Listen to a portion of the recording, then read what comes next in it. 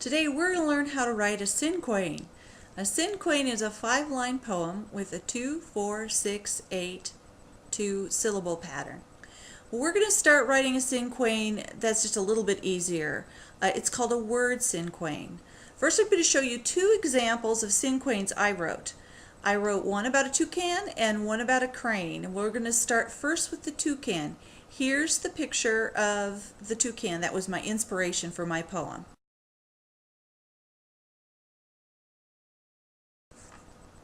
Okay, now I'm going to share my poem. Now remember, in poems like cinquains and haikus, the language is highly concentrated. So you're going to want to just choose the essential words. It's not going to be like a paragraph where you're writing complete sentences. You're going to write little concentrated words. So here's my toucan poem. I'm very proud of it. Toucan, quiet, curious, glancing suspiciously sideways, proud, haughty forest butler, snob. All right, now what you need to do for the first step of a cinquain is to write the first word is the noun. And so my noun was toucan.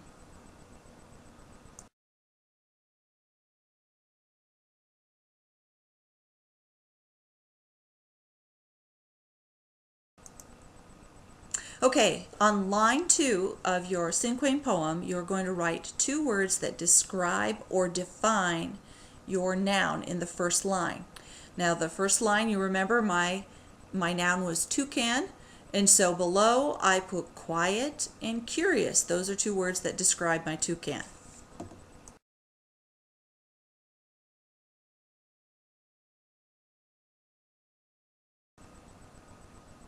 Okay, line 3 of my cinquain poem is going to be about the action of the object. What's my object doing rather, or my animal doing in this case?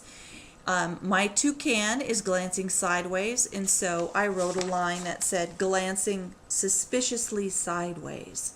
So that's my third line, glancing suspiciously sideways.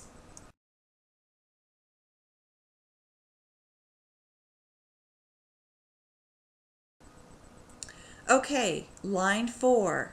In line 4, you want to put a line that you express an opinion, or you express what the emotional attitude is about the object or the scene or the animal in my case. And so my toucan, I've decided, looks pretty stuck up and haughty.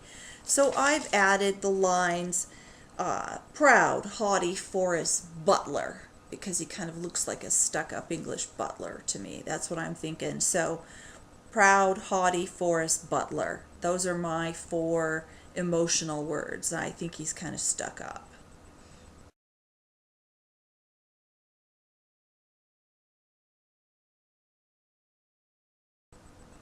Okay, final word.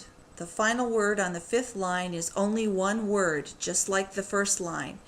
And in this word, you kind of got to sum up everything that you've said about your object or scene or animal. And I've decided to sum up my toucan in the word snob. I've decided he just looks snobby sitting there on that branch like that. So it's snob.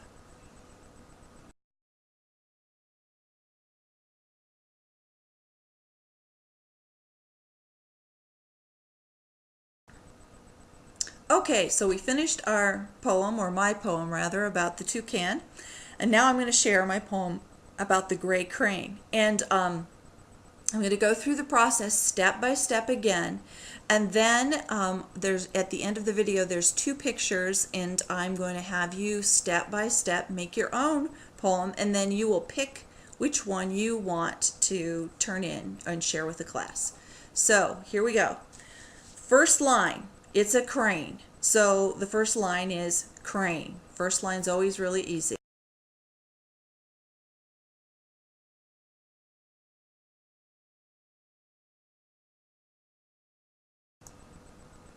Okay, second line.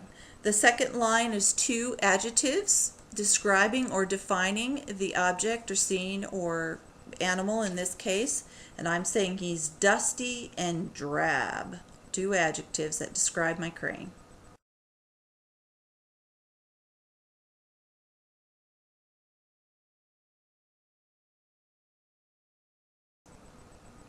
Okay, we're to the third line of the crane poem, and we need 3 words that describe the action of the crane. And I've chosen poking, picking, prodding. So poking, picking, prodding are my 3 action words.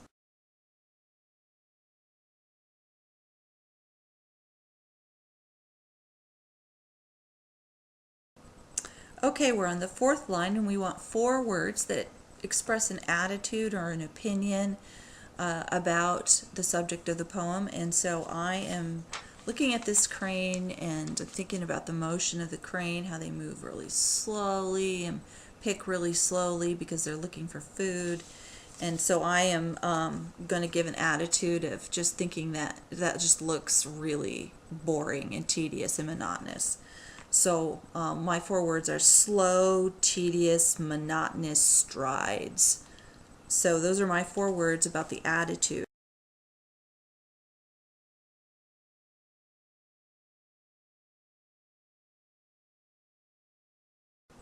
Okay, finally, 1 word in the 5th line that sums up the whole poem, and I'm going to use the word fruitless because I look at all the gray in that picture and it just kind of looks futile and fruitless scene. It doesn't look like he's getting anywhere. So I'm thinking the whole picture just talks about how when things are just frustrating and fruitless and don't really yield anything. And so I'm going to end with fruitless as my last word.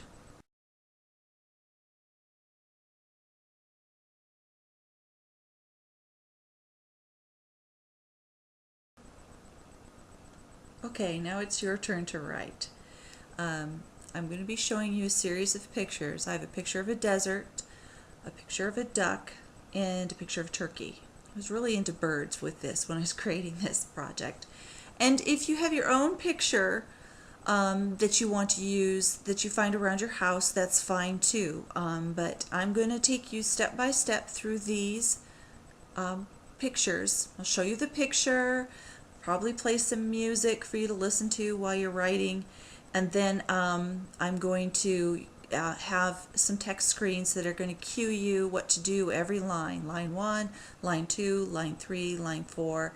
And I want you to try each picture, or you can replace any picture with your own picture if you want to, or you can use my pictures. But I'm going to show you the picture, give you the step, show you the picture, give you the step, show you the picture, give you the step. Okay? Does it make sense?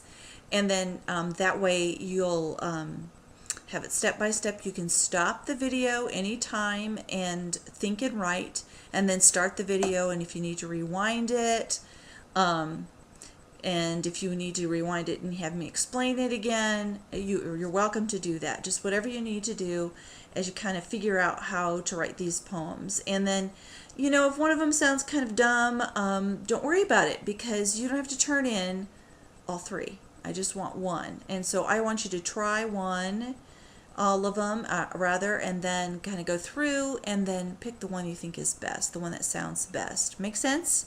All right. Thanks a lot. I hope you enjoyed this project.